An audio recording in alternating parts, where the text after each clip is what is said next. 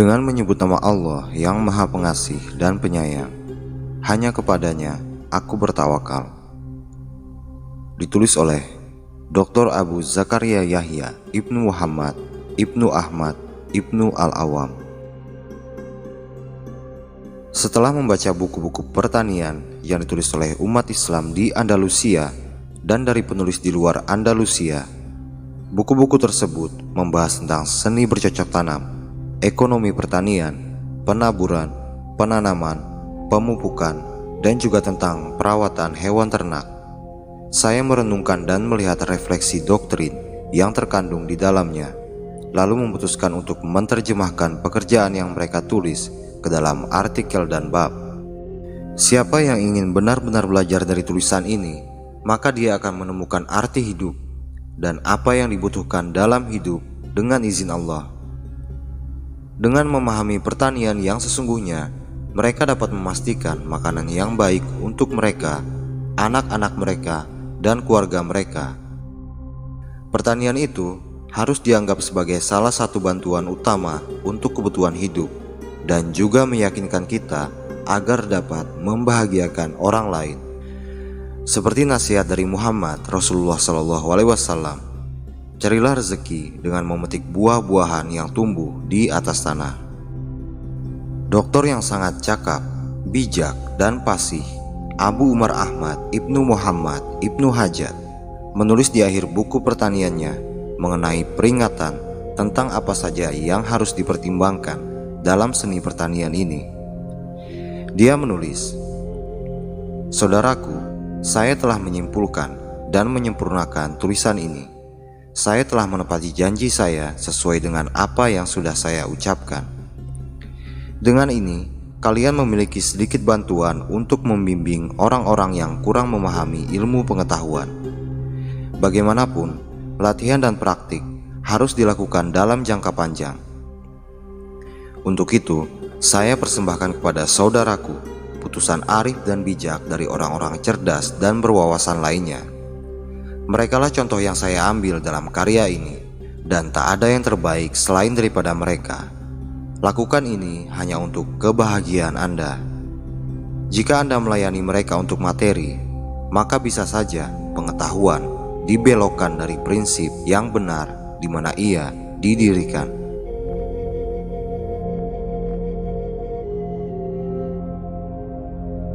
Satu hal yang mendorong kita untuk bertani adalah kenikmatan dalam mengerjakan pekerjaan yang menarik, seperti menanam pohon dan mengolah tanah. Namun, ilmu pengetahuan ini harus dipahami konsekuensinya dari awal hingga akhir. Muhammad Rasulullah pernah berkata tentang harga yang dijanjikan kepada muslim yang bertani. Beliau bersabda, "Seorang muslim yang menanam pohon, kecuali sesuatu yang dimakan dari tanaman itu akan menjadi sedekah baginya, dan yang dicuri akan menjadi sedekah. Apa saja yang dimakan oleh hewan liar, burung, dan lainnya akan menjadi sedekah baginya." Hal ini menegaskan bahwa Allah memberikan kekayaan dalam proporsi berkah dari jerih payah manusia yang akan menghasilkan buah-buahan di bumi. Abu Hurairah juga mengatakan hal yang sama. Siapa yang membangun bangunan atau menanam pohon tanpa menindas orang lain dan mampu bersikap adil, maka dia akan mendapat kemurahan dari Sang Pencipta yang Maha Penyayang. Juga dikatakan bahwa ketika Allah ingin menyuburkan tanaman, Dia akan mencurahkan berkahnya pada batang-batang tanaman dan menugaskan seorang malaikat untuk menjaga tanaman itu dan biji-bijian. Maka dari itu, jika menanam atau menabur sesuatu, maka ucapkan, "Ya Allah, cukupkanlah berkah-Mu pada ini sebagai hasil dari kasih sayang dan belas kasihan yang Engkau berikan." Untuk itu, jika Anda mengerti dan benar melakukannya, maka Anda telah memiliki alasan yang cukup untuk mendapatkan hasil panen yang baik.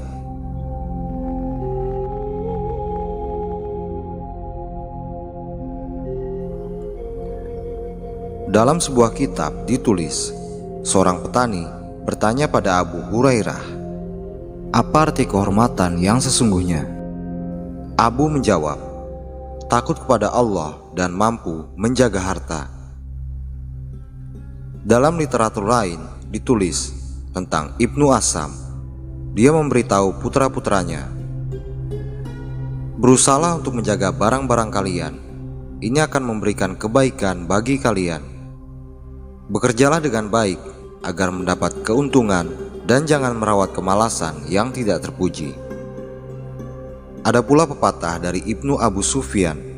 Dia mengatakan ini kepada pelayan yang mengelola harta kekayaannya.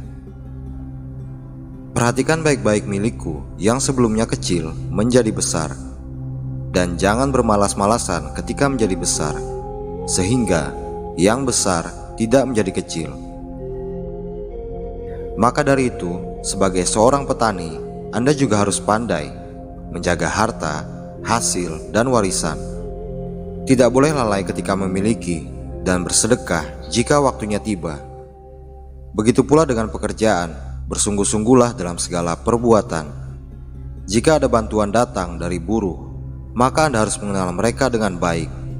Beri penghargaan sesuai dengan apa yang mereka kerjakan.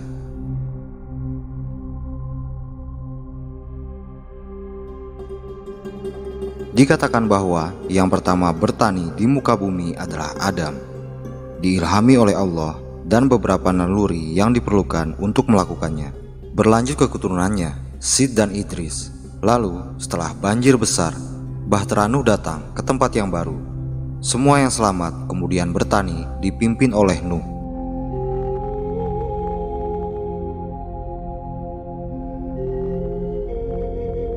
Raja yang terhormat Ibnu Hazm, pemimpin terdahulu, berkata, ketahuilah bahwa kedamaian, ketenangan, kebahagiaan, kesehatan, tubuh yang kekar, dan kehormatan sejati, semua hal itu adalah apa yang dimiliki oleh petani.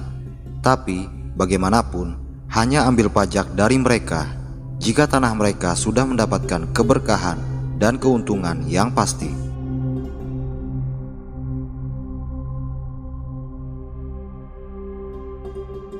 Pertanian mencakup beberapa hal seperti persiapan lahan, pemupukan, penanaman, pencangkokan untuk jenis-jenis tanaman tertentu, penanaman kacang untuk melayani kebutuhan masing-masing negara, pengemasan, dan mengukur harga yang sebanding dengan nilai hasil panen.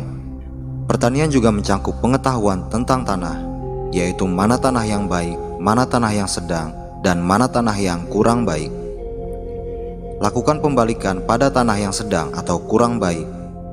Jangan membalik tanah yang sudah baik, tapi peliharalah terus kebaikannya. Prinsip dasar ini mutlak harus dipahami dalam seni pertanian. Selain mengetahui pohon, benih, dan sayuran apa yang ditanam atau ditaburkan sesuai bidang, perlu juga dipahami kapan waktu terbaik untuk menanam atau menabur benih. Sama halnya dengan perkebunan, harus diketahui betul mana yang harus dilakukan dan mana yang tak boleh dilakukan. Pengetahuan tentang perbedaan air juga diperlukan, yaitu bagaimana kualitas air yang sesuai untuk spesies masing-masing tanaman, atau berapa banyak air yang dibutuhkan untuk masing-masing tanaman. Juga pengetahuan tentang persiapan pupuk kandang, bagaimana perlakuannya pada setiap jenis tanaman, baik itu buah, sayuran, dan perkebunan. Bagaimana perlakuannya saat persiapan lahan dan saat perkembangan tanaman. Pupuk kandang apa yang cocok untuk setiap jenis tanah, karena kecocokan antara pupuk kandang dan tanah akan mempengaruhi sistem irigasi, di mana air akan terhisap dengan baik saat lahan dimasuki air. Pemilihan benih harus dilakukan dengan hati-hati, karena sangat mungkin ada benih yang membawa penyakit. Dalam hal menanam sayuran dan pohon, harus diketahui bagaimana menyembuhkan atau memelihara mereka dari gangguan atau penyakit.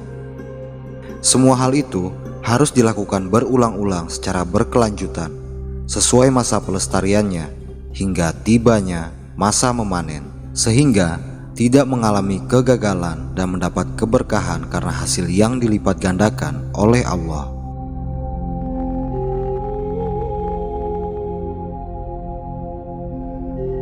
Selain ilmu pengetahuan tentang pertanian, Saya juga akan menambahkan tentang perawatan dan pemeliharaan hewan seperti unggas yang dikembangbiakan di ladang, cara meningkatkan perkembangbiakan mereka, membuat obat untuk beberapa penyakit yang biasa dialami oleh hewan, dan apa manfaat lebih dari hewan-hewan ini bagi pertanian.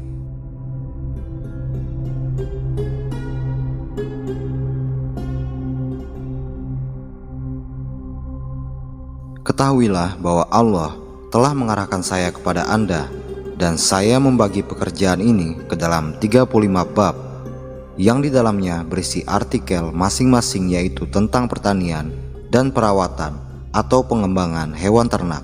Semua terwujud berkat dari nikmat dan izin dari Allah yang maha menguasai, baik itu langit maupun bumi. Karya ini saya adopsi dari mereka para ilmuwan yang bijaksana seperti Dr. Abu Ibnu Hajat dengan karyanya yang berjudul Almanak yang disusun pada tahun 466 Hijriah. Selain daripada beliau, terdapat juga kutipan-kutipan atau isi karya dari tokoh-tokoh kuno terdahulu seperti Jun, Faro, Lekasio, Yuskantos, Tarado, Betodun, Tarur, Artikios, Leo Sihitam, Buskantos, Sudgimos, Sarau, Antulio, Solon, Sidagos, Monharis, Margutis, Marsinal, Anon, dan Antos. Juga dari tokoh-tokoh ilmuwan modern seperti Ishak Abu Sulaiman, Ibnu Qorat, Abu Hanifah, Al-Dinuri, dan lainnya. Selain dari pekerjaan-pekerjaan di atas, saya juga menambahkan kutipan dari karya yang berjudul Pertanian Nabatea yang ditulis oleh Kutsami. Di dalamnya banyak disebutkan nama-nama dan kutipan dari ilmuwan paling hebat sepanjang masa seperti Adam, Sagrid, Bucat, Ahnut, Masio, Duna, Dimetrio, dan lain-lain.